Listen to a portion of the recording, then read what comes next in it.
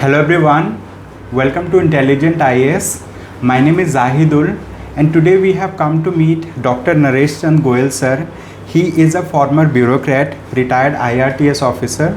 So today we are going to interact with Naresh Chand Goyal sir about which optional subject he studied, how was his preparation journey for the civil services examination, and we will also learn invaluable lessons from him related to civil services and all.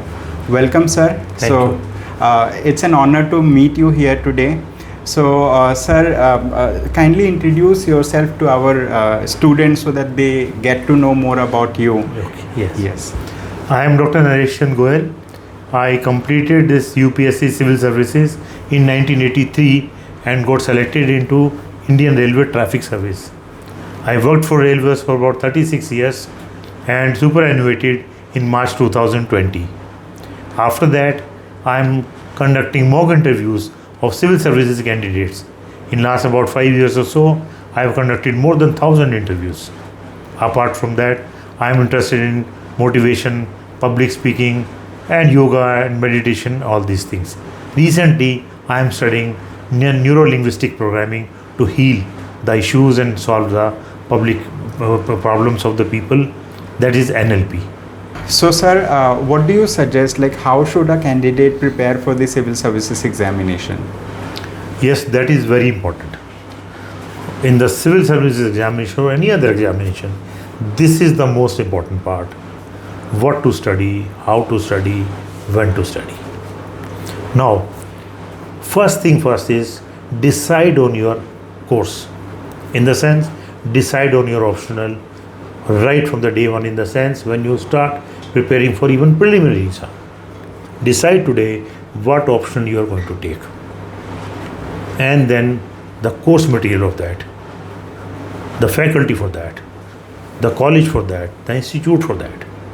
So you have to focus on that. Secondly, make your discipline. Right from the morning till evening, what all you have to do. Then your subject, other subjects, from where you are going to study the general studies. Because these general studies paper are equally important. And your own timetable, your own schedule. Do not have to go here and there. Don't get swayed away by many things in the life. This 1.5 years is only for you. My father told me when I started studying, you work for only 2 years and your whole life will be wonderful. And that happened. For 2 years I prepared, and the whole life I served the people, and I am very happy about it. And the most important thing you must not forget in the journey is keep your health.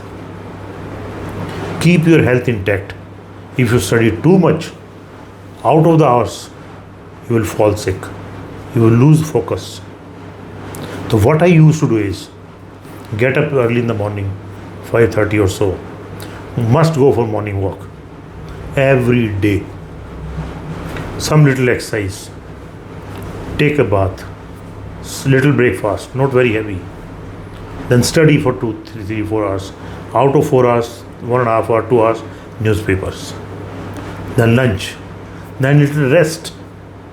Then study again. Then dinner. And after dinner, deadline 10:30, sleep. Do not worry about on one or some days you are not able to complete your syllabus. But health must remain intact. Your mind must remain intact. Focus must remain intact. All right. So, sir, when it comes to civil services, so like which optional subject did you read? And so how do you feel like which optional should a student select for their preparation for the civil services? In our times, there were 2 optional subjects. In the 80s and 90s, I had taken law as a subject because I was studying in LL.B and later on I completed LL.M also. So I took law as a subject, and second subject I took as psychology because that subject was very dear to me. Psychology I took because another friend of mine had studied psychology. So I took law as a subject and psychology, 2 subjects I have taken that time. All right. So, sir, like you have also done LL.B, and then after you did LL.M. So it seems like you had a very good connect with law as a subject. Nowadays, still students have to read one optional subject. So which optional subject would you recommend students to take, and why do you think that optional subject is going to work for them? Now, since we have only one subject as optional, I will recommend to all the candidates they can take law as an optional subject because it is very interesting. Number one, it's a very interesting subject. Number two, when you study general studies papers like polity, constitution, public administration cases, you automatically study all these things when you study the law. When you study law, you are much able to answer on national and international affairs, day-to-day public policy, etc., whatever we read in the newspapers. And today law has become very important because at every point in life there is a law. It's a very interesting subject. I scored very high in the law. So those of you who are interested in the subject law, it's very good. I'll recommend to you that take law as a subject. All right. So, sir, tell us about the civil services values. So many aspirants are there who want to go into civil services, and what qualities are needed in an aspirant? I mean, like, once they become civil servant, what kind of qualities are expected out of them, and how we are going to inculcate those qualities among the candidates here? See, civil service is a very good option as a career because from day one you become the VIP. That's number one.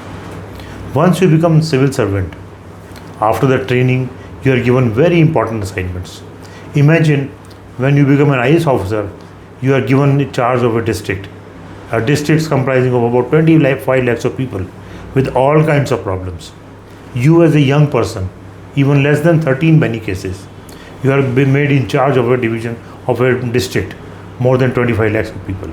Great responsibility, but great responsibility gives you great power also. You have to deal with all kinds of things in the districts. You have to deal with the politicians also, public servants also, everything. And in the services, it is expected that you will remain honest, your integrity will be there, and you will do public service. Basically, it is a service. So after you are selected, you should be honest, your integrity, and a public service that is required. That's a minimum requirement of the services. All right. So, sir, tell us something about that. How you are going to basically teach law optional subject? What would be your approach? And so, if there is a student who is actually undergoing a law degree, let's consider he is still a student of law. So, how he should expect the subject to be delivered?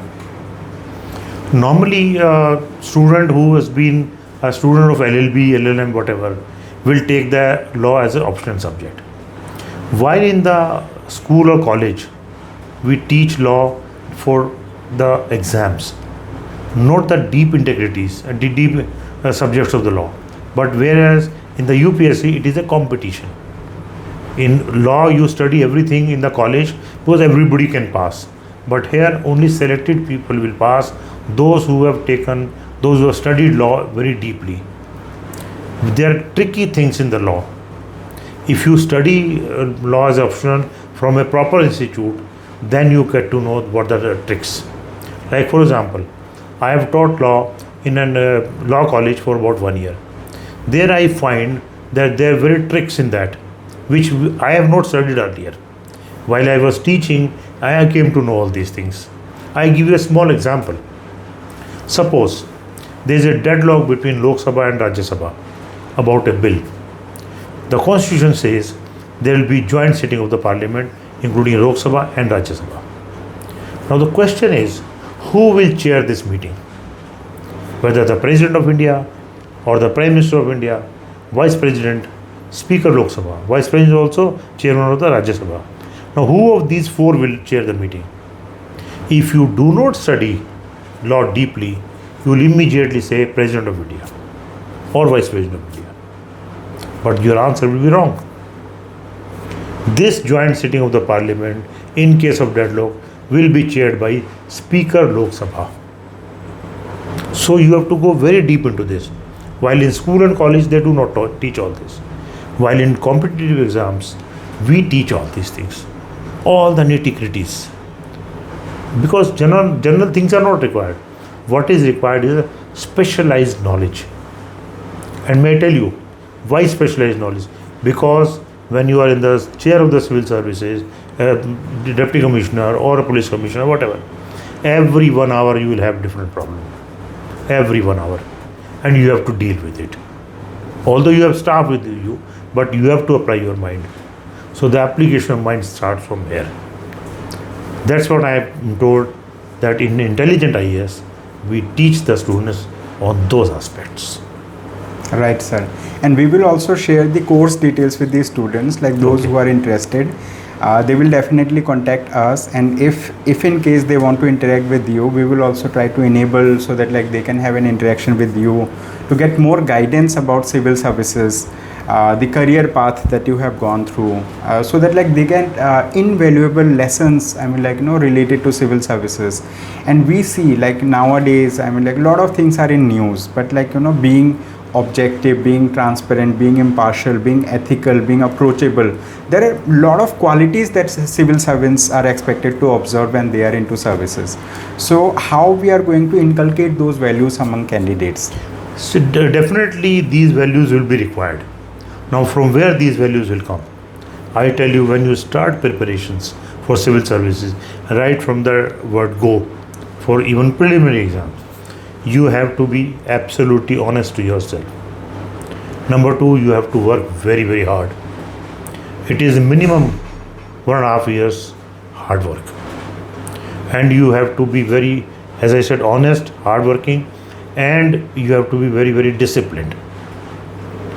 You have to make a schedule and study according to that schedule. Make your own timetable. When you start doing this right from here, in the life also this will help. And you have to be very focused. You have to be focused in the sense you have to study only those things which are required. For example, in the newspaper, 70-80% of newspaper is full of rubbish. Only 20% information. So you have to be very focused what do you want to study, because time is limited. Time is limited, resources are limited, and you do not have much time to prepare also. So everything put together, focus is required, hard work is required, dedication is required, honesty is required. When you do all this, you are sure to get through. Right, sir. So thank you so much, sir, for sharing your invaluable guidance to the candidates related to law optional subject.